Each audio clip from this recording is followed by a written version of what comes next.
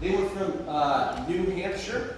They also were Millerites, and they heard this tune, and very early, they used that Millerite tune to craft their first anti-slavery song. It's called The Old Granite State. Same exact tune. They even keep some of the same lyrics from this song here, and a couple of others that are Millerite tunes. And it is the first song that they ever sang that is explicitly condemning slavery and calling for equal rights for black Americans. And that song leads them to a massively successful career as anti-slavery singers. And that song becomes so popular in America that when we were trying to find a national anthem for this country, that song, The Old Granite State, with a Millerite tune, was a contender for the national anthem. Imagine what it would have been like if a Millerite tune had been the national anthem of this country. Wow. But this song itself, with the lyrics that you have and the tune that you have that was written by a fugitive slave, which abolitionists loved and raved about and sang very often throughout the 1840s, this song was used by the Millerites as a song of jubilee. So I want you to picture this, how they're singing this song. They're not just singing it, they are acting it. They are living it. And so, for example, at the Salem camp meeting in 1842, the first summer where this song is being unveiled, on the last day of the camp meeting, this is the day before the Liberation Day, what we call Emancipation Day in the British Indies, so the day before August 1. This is leading up to the day of Jubilee. They're trying to enact the Jubilee. And so you have the bell ringing to call people to worship to the great tent that you know about, right? And all of a sudden you hear, singing at the top of their lungs, 6 black men walking down. You will see the Lord coming, you will see the Lord coming, you will see the Lord coming in a few more days. This is the way they led into the worship service at the Millerite camp meeting. And guess what the topic and subject was for the rest of the day when they're preaching? Fugitive slaves were on the stand there, preaching against slavery. And they're telling people, God is coming in just a few more days. And if you want to be prepared for that event, then you must make sure your soul is prepared and that you're living and you're acting that right now. So if you own slaves, you must liberate them. If you believe that slavery is okay, you must abandon that philosophy in your heart. If you want to be saved, if you want to be prepared for the judgment of God. So this song itself was used as an abolitionist song by the Millerites with these lyrics, even though the word slavery never appears. But it's a song of liberation. It's a song of jubilee. And so I wanted us to sing that today. So let's sing it with that kind of passion, knowing that God is going to one day liberate us from all kinds of sin, including the worst kinds of sin, including things like racism and oppression.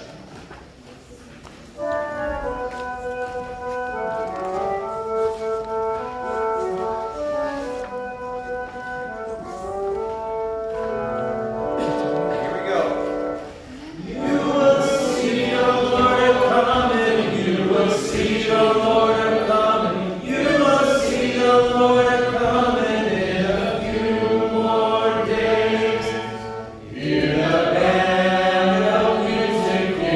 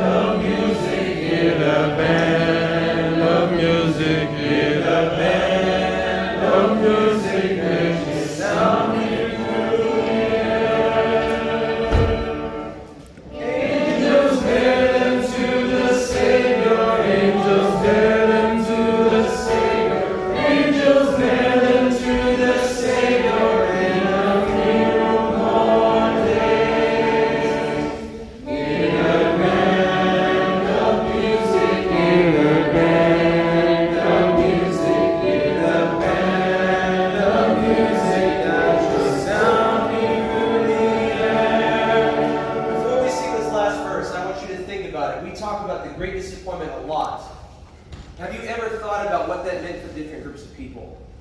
There were thousands of Millerite slaves. Did you know that? Thousands of them.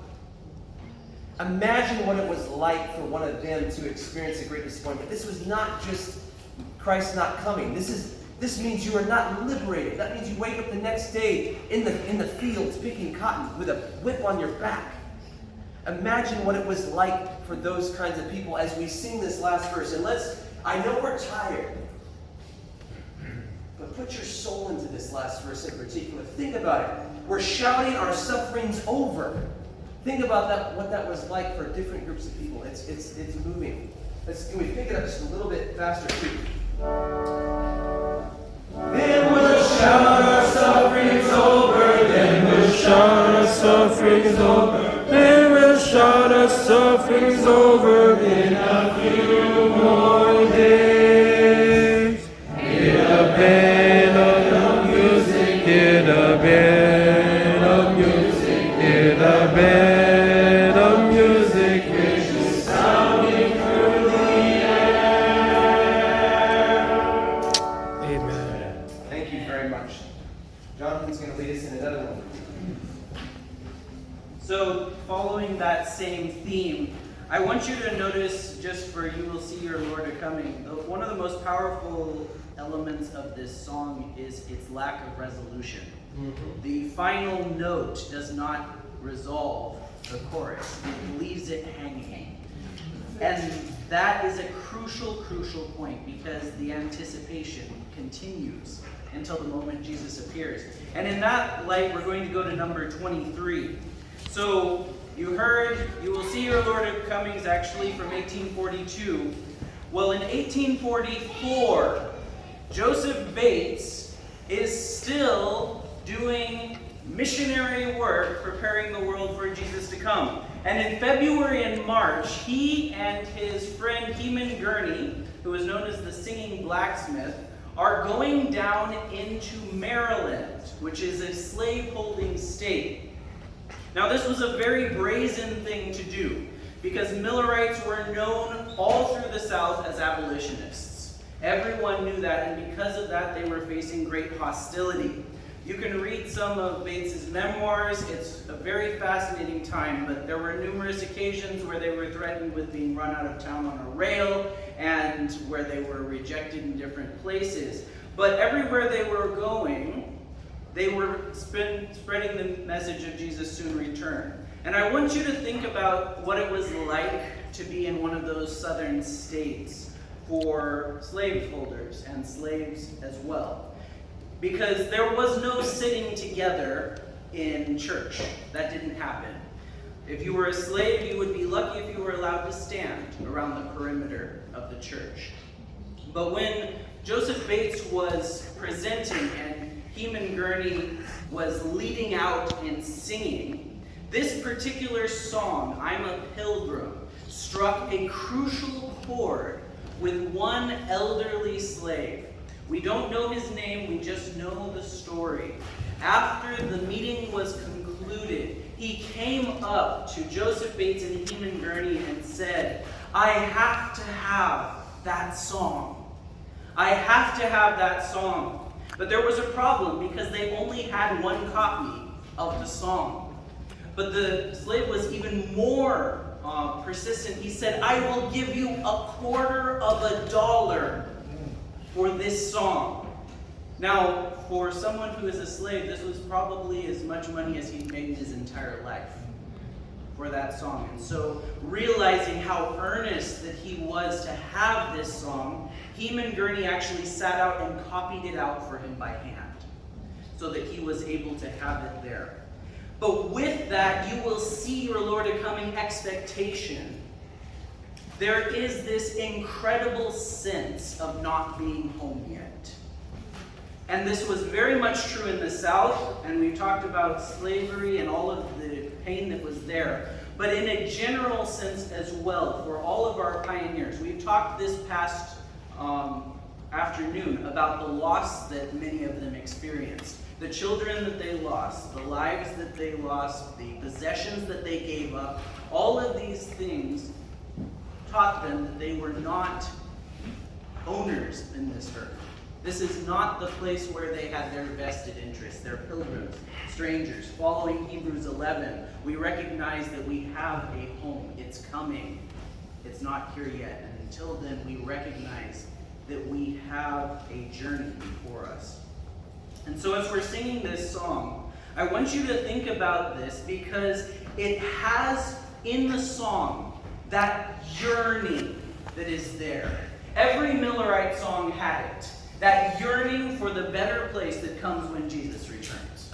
And the expectation that it was coming soon. But as we're singing each of these verses, I want you to think about this, and this is kind of setting the tune for our communion service. What is it that burns in your heart when you think of Jesus? This is the crucial question that determines who you are as a pastor, but who you are as a Christian. Is it a theological abstraction?